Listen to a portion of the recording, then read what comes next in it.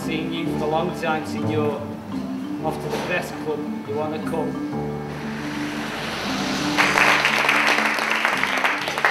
Just extraordinary to be here, because I've written the Midland Hotel into this novel, and that's the bit that I will read to you.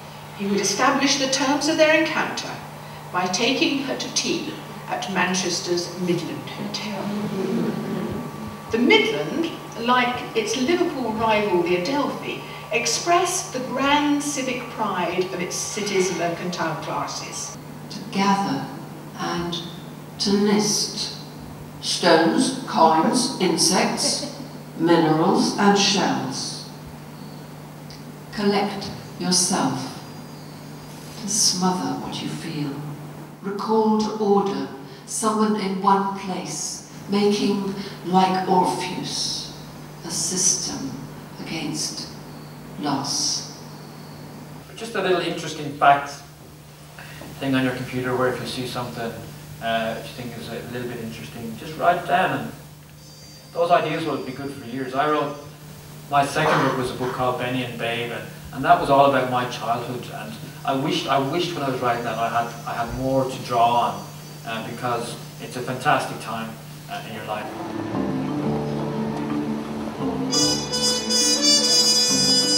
Naming children after beautiful English villages.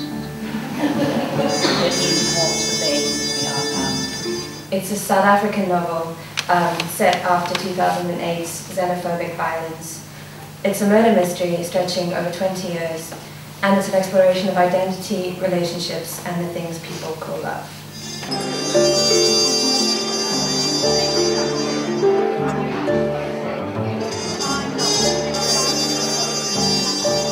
Poor prince, alone with just a book of ballads. With just the plot, nothing can raise him from it. Thank you.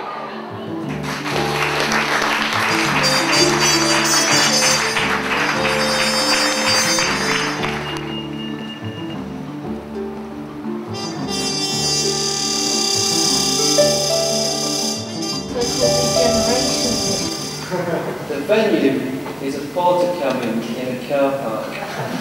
The PA system is a Fisher-Price karaoke machine. Introduced as the name on everyone's lips, Simon Armriding.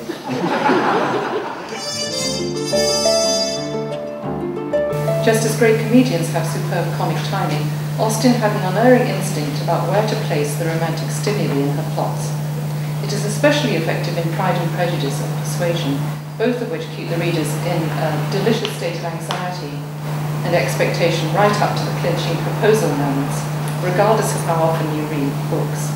The cinema trailer for that lovely 1995 Persuasion with Amanda Root in it had a voiceover on the trailer with big American voice that said, "It's a Cinderella romance so delicious you want it never to end."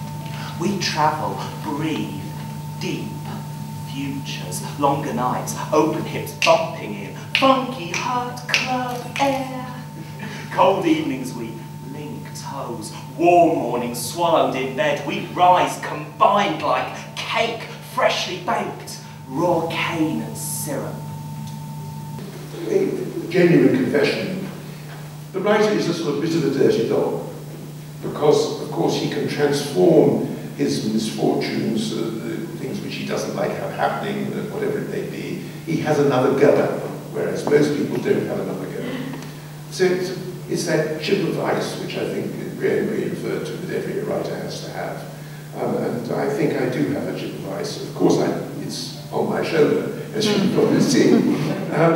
So I suddenly realised that's how you do it. Once you get that moment of what the French call mot de déclic, you suddenly think, I see, anything can be turned into stuff. And of course it can. And of course it must.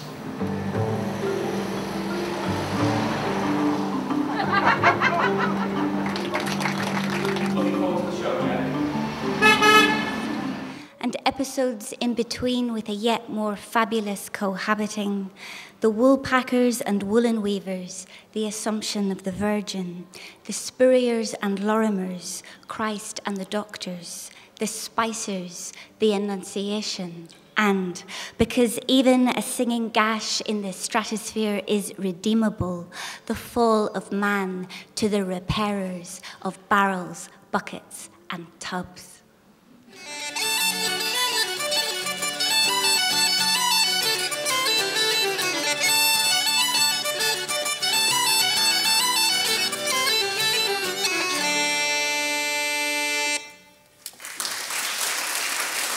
I came across a photograph which caught my attention.